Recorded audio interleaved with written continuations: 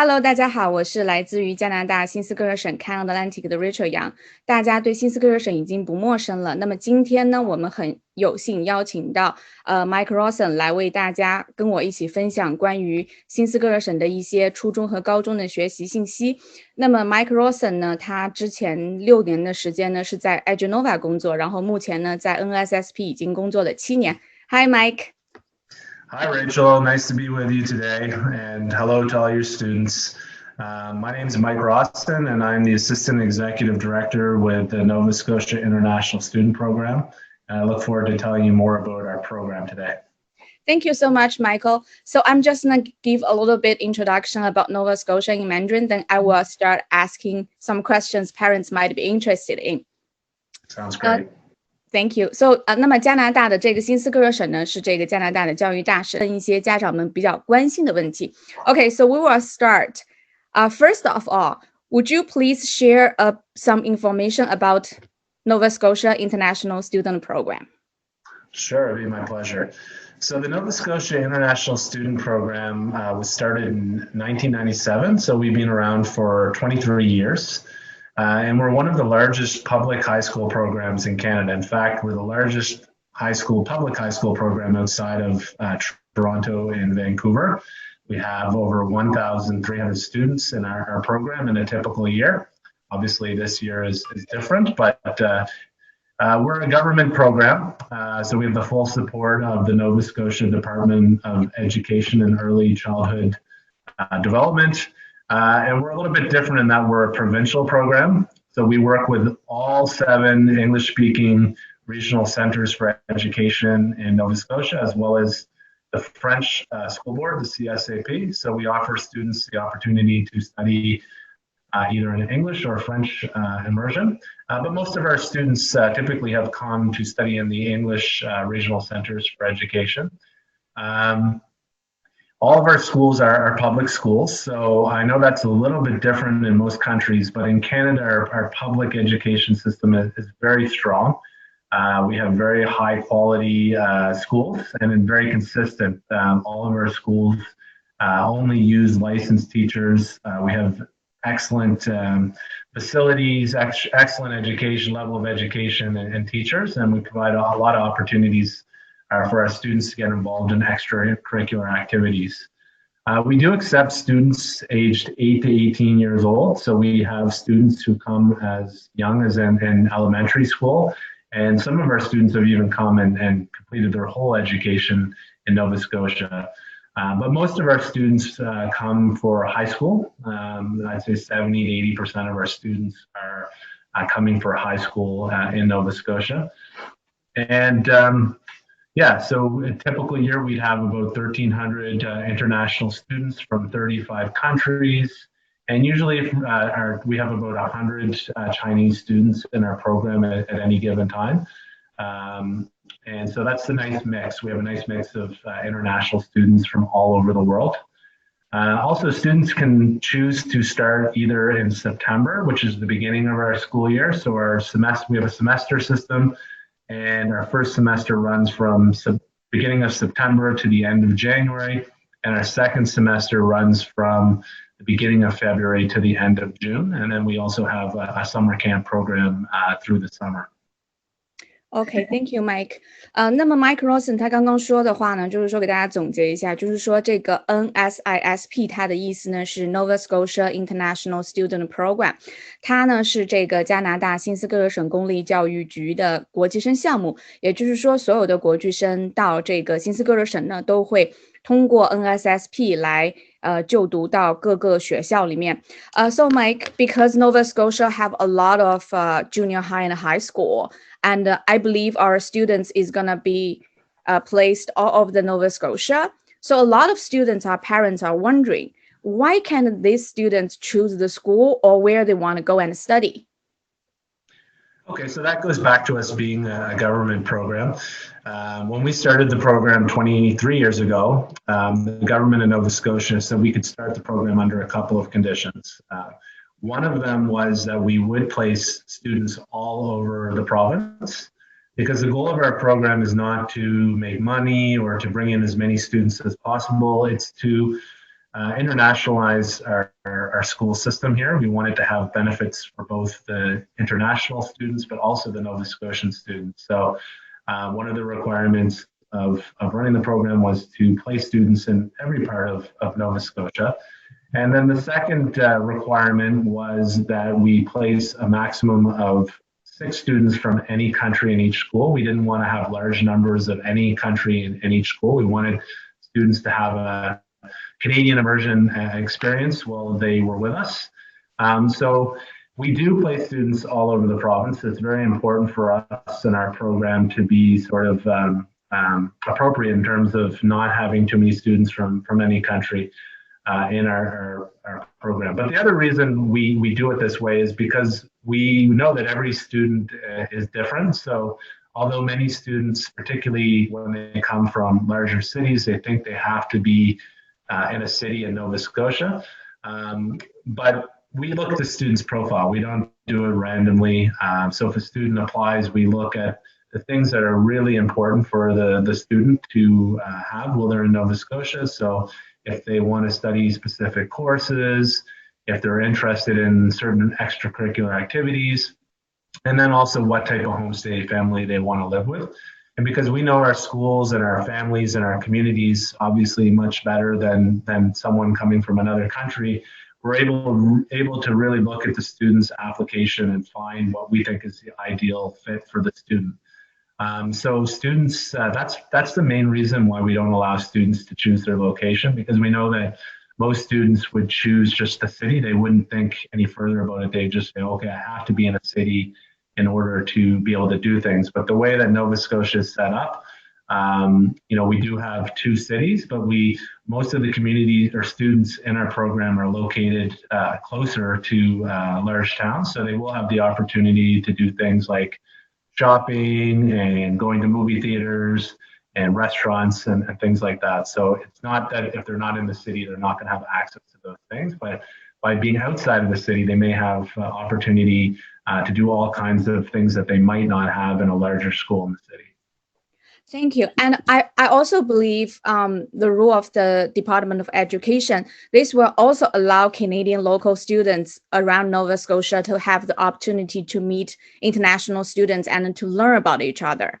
Exactly. And I think the most reasons parents are wondering about this is because, in China, the quality of education is very different from city to city.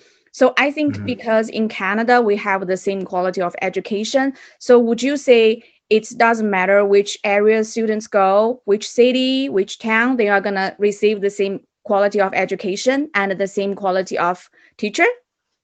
Absolutely. And I would say that's true across Canada, both at the high school and the post-secondary level.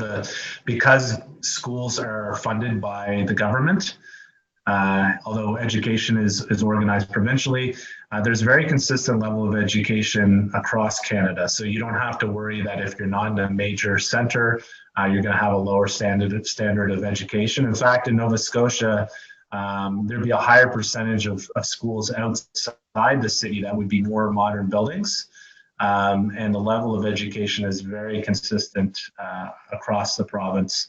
And also, if you go to a smaller school outside of Halifax, you might have more opportunities to participate in things like playing on sports teams or being part of a club, because there's less students competing for spots on those teams and clubs. So for a student who really, it's important for them to play sports, often we'll place them outside of the city and the larger schools so that they can have opportunities to participate in all those extracurricular activities. Sounds great. Thank you. And then parents and students are also wondering, in Nova Scotia, what support do students get from the school as international students? Yeah, well, I'd say that's another huge selling feature of our program. We do have a lot of supports for students both inside and outside of school. So at the school level, all Canadian schools have guidance counselors and counselors who can help students decide what makes sense for them academically, can help them apply for university. Every school we have what we call a school liaison. So someone at the school who's in charge of the international student program, and they work with Nova Scotia student ambassadors. So we created an ambassador program about 10 years ago, and what that is it's again getting back to benefits for both international and Nova Scotian students. We wanted to create opportunities for Nova Scotian students to learn about different cultures and work with the international students in the school. So in every school where we have international students, we have Nova Scotia student ambassadors, and they do 4 days of training every summer to learn about how they can make their school more inclusive and more welcoming for the international students. And they welcome the students before they arrive, and then their support to the students throughout their experience in Nova Scotia. We do offer also EAL support for students who require it. And that looks different in every school and community. So again, if we had a student who we knew needed more EAL support, we placed them in a region and a school that offered a higher level of that support. And that's why we really look closely at the student's application. And then outside of school, we have over 50 homestay coordinators, which is the ratio of one homestay coordinator for every 25 students. And these are the staff members in our program who are most in touch with the students and can really support the student on a day-to-day basis. So a lot of programs in Canada use a private company for homestay. We think it's very important for us to manage our own homestay programs so that we can offer those levels of support. So you've got the ambassadors, you've got the guidance counselors, EAL support, ambassadors, and then you have the staff and the regional centers for education who are also in charge of looking after the students, making sure that they're being successful in school and having a good experience. And then you have our office, the central office as well, providing support for the program. So there really is a lot of support for the students in the schools and in their communities. Yes, and then for our Chinese students, we also have our team to support the Chinese students. I'm just going to summarize a little bit what you said into the key points into Chinese. 那么 Mike Rosson 呢跟大家说了，学生在我们的学校学习的时候呢，除了有每个校区的这个主任之外呢，我们也有加拿大的这个本土学生，他们都是非常优秀的国际生大使。然后学校对于就是英语水平不是很好的学生呢，也有这个免费的英语是第二语言的学习课程。那么所以说我们对学生的这个支持呢是非常多的，包括这个寄宿家庭协调员，还有我和我的同事呢也会对中国的学生提供帮助。So Mike, since you have talked about homestay coordinator, we probably would be interested in about do students stay with a homestay family, and how do you select these families? Yeah, so actually, I think every public high school program in Canada uses homestays.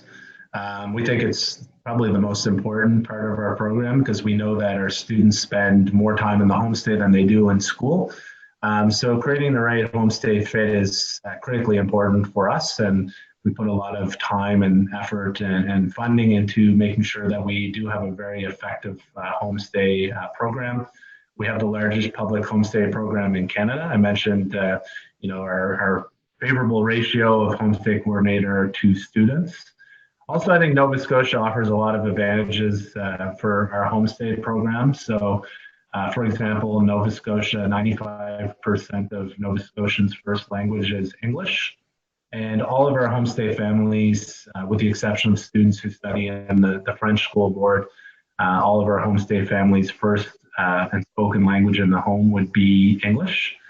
Also, because we're a government program, we have very strict rules about finding suitable families and paperwork. So all of our families have to do, and all the members of the household have to do criminal record checks and child abuse registries every second year. And we make sure that those are maintained.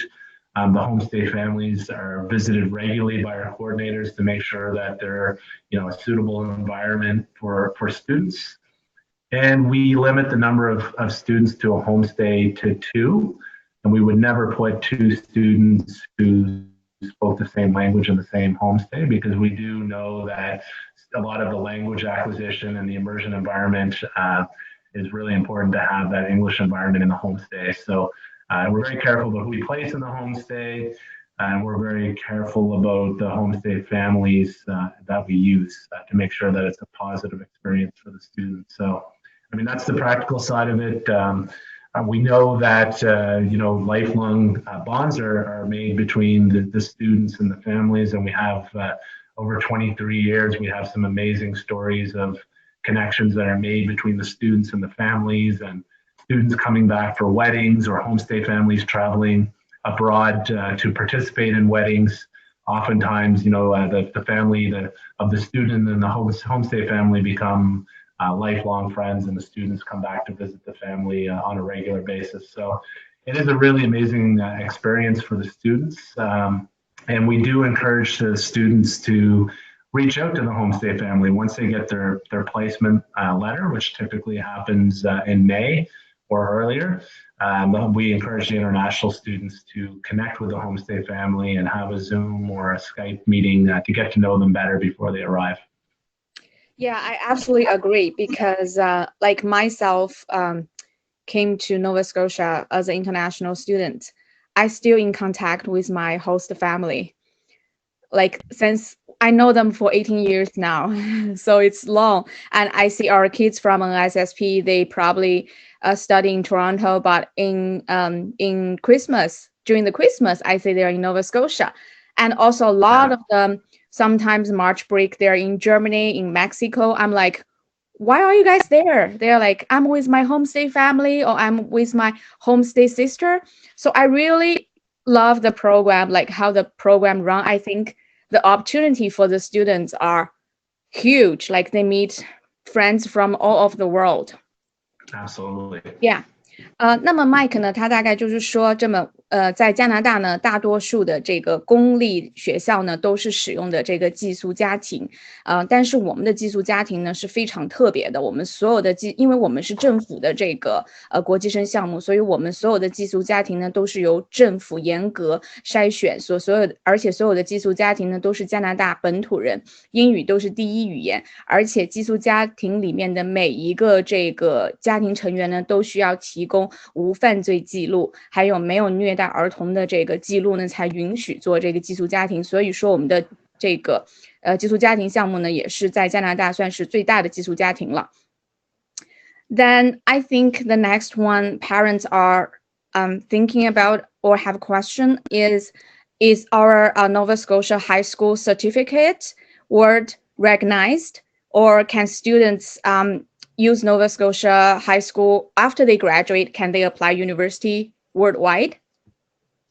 Yeah, absolutely. So every year we have about 250 to 300 students who graduate from Nova Scotia with a high school diploma. And it is recognized around the world. I think Canada has been ranked pretty consistently as having one of the top 2 English public education systems in the world. So we do offer services to validate students' transcripts if needed from all over the world, including China. And many of our students choose to stay in Nova Scotia. We have a very robust pathways program that I can talk about a little bit later. But many of our students do, after they graduate, go on to university studies all over the world, including back to their home country. But to answer your question, yes, our Nova Scotia high school diploma is recognized globally. Thank you, Mike. And you have mentioned about the pathway program. I think like the goal for our Chinese kids coming to Canada, to Nova Scotia, is to study, is they really want to go to a great university. So would you please share some information about the pathway as well? Sure, I'd love to. We have a very strong pathways program. Nova Scotia is a small province, but we do have a high number of post-secondary options. So we have 10 universities in Nova Scotia, as well as the Nova Scotia Community College, which has 14 campuses. And we have a pathways program with all of those universities, as well as Mount Allison University. And so that pathways agreement has been in place for a number of years, and it's through our association with EduNova. And basically what it means is that if a student comes here and graduates, and they can do that, and they have to come for a minimum of 1 year, provided they pass all of the graduation requirements, which we explain to them in advance, and they maintain a 70% average for the year and 70% in grade 12 academic English, they get automatic acceptance to all 10 of the universities plus the Nova Scotia Community College. And then recently we've signed a couple of sort of enhancements to that. So Nova Scotia Community College now offers our graduates domestic tuition if they graduate through our program. And Mount Allison University, which is just over the border in New Brunswick, they offer our students domestic tuition for their first 2 years. So it's a great deal. Wow, that's amazing about NSCC and Mount Allison. I really think that's a big deal because before, when students thinking about coming to Nova Scotia, they say if they graduated from New Brunswick, they get the Canadian students tuition. Now through NSSP, they can also have this benefit. I think it's awesome. Also, our kids graduated from NSISP, also went to top university like Toronto, McGill, a lot of that. So I'm just going to summarize the key points into Chinese.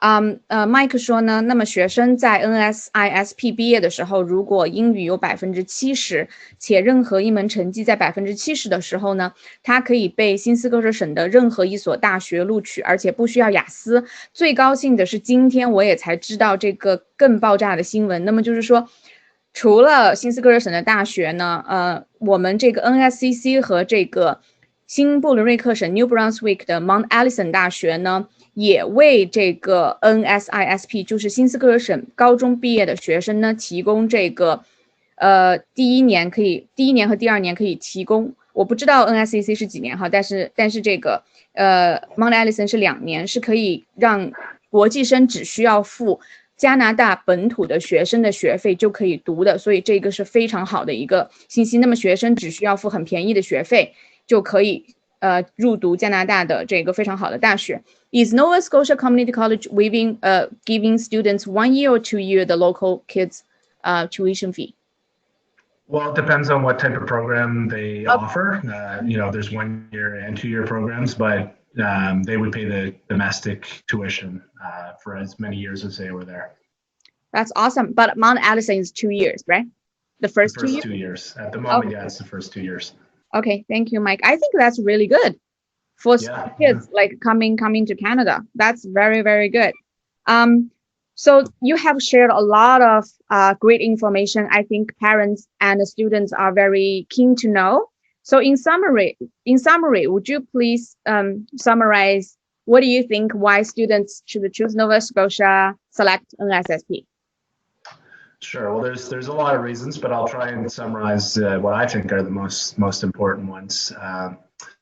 First of all, I think just the whole environment. I didn't speak too much about Nova Scotia, but it is a really beautiful, safe, clean environment, which is, I think, ideal for students learning, particularly at the high school level.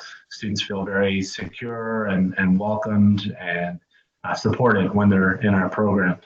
And then along with that, as I mentioned, Nova Scotia is a different place than some of the larger cities and provinces in Canada.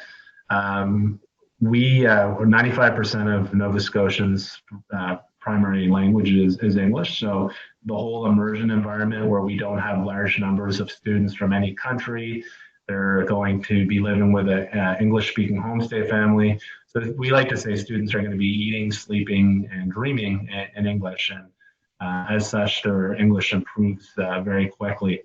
And then the other nice thing with that is, although we don't have large numbers of international students in any school, they are going to meet students from all over the world because we do have students from 35 countries. And so they are getting not only Canada, but from Our price is very competitive, again, because we are a government program and we're not doing this to make money. We're doing this to internationalize our school system. We essentially offer our program at the same cost that the government is to educate Canadian students. So we do have one of the most affordable fees in Canada, a very competitive fee. And then I think just the student supports we have, I mentioned the ambassadors, the guidance counselors, the AL support, and then all the homestay coordinators and program support.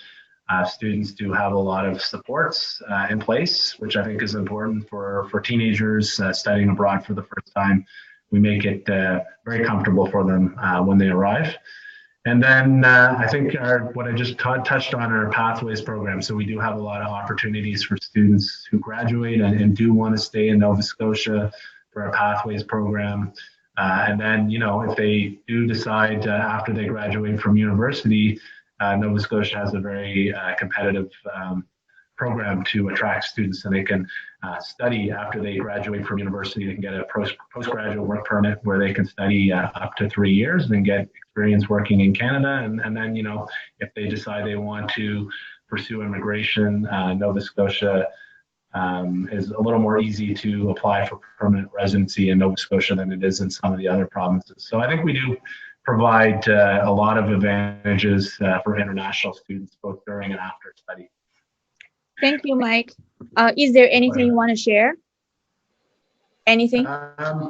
Well, obviously this has been a difficult year for all of us, but I do want to just mention, and you didn't tell me to say this, but we love working in China because of our partnership with CanAtlantic, and you guys make it very easy for us because you support our students so well before, during, and after their studies. So, we love our Chinese students. We look forward to having more of them back next year, and we thank you, CanAtlantic, for being such a great partner and for providing us with such great students that enrich our schools and communities, and hopefully we'll have more in the future. Thank you, Mike. You're welcome. My pleasure. Okay, thank you.